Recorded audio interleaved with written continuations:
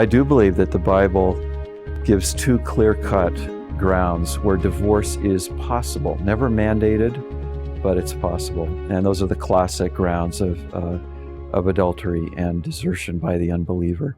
And that said, there are also some grounds that really make you, they're not trying to throw floodgates open on easy divorce, but where you've got criminal violence is one of those that thoughtful Christians of all generations have really wrestled with. There's something so wrong in that. And it's both desertion and adultery, like violence, are such betrayals of the fundamental call of marriage to dwell lovingly with one another. But let's say you've got a person who has been divorced,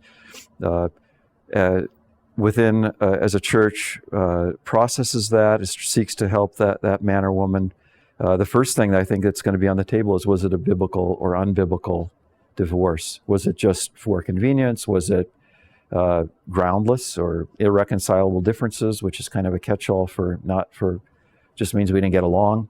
And there may well be, the first step is to really think through, is there repair work, reconciliation that can be done? Now, let's say the former spouse is still unmarried.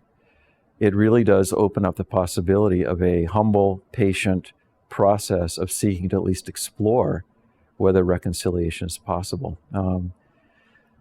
Let's say the other person is married already, then there's no possibility of a reconciliation. And the church has to wrestle through, now, is there the possibility of remarriage here? And my own view would be that one wants to work carefully, pastorally, with that person to think through, the gift of singleness. They are single.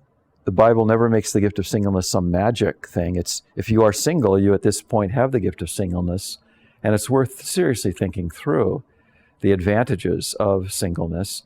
At the same time, I would believe that you cannot forbid a proper marriage in the Lord to that person, that where there are grounds for divorce, where there's no possibility of reconciliation, that there's also the possibility of a new marriage being conducted.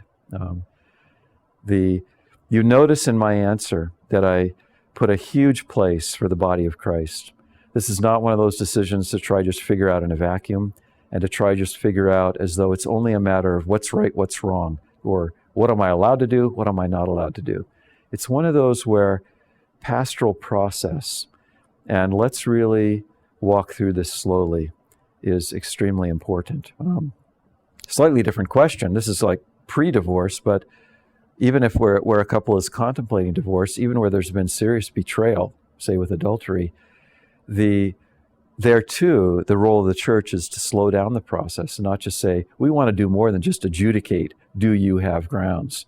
We want to walk this through slowly, patiently, seek to bring about genuine Christian growth, explore the possibilities of a genuine, hearty, fruitful reconciliation.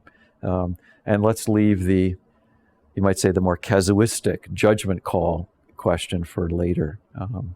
A good book on the topic that I think just very sweetly reasoned, comprehensive is J. Adams' book, Marriage, Divorce, and Remarriage in the Bible. It's just sound, sensible, good balanced teaching, reflects what I think is probably, as you look at the whole 2,000 years of church history, has been the consensus view of the church's wise, thoughtful theologians. So.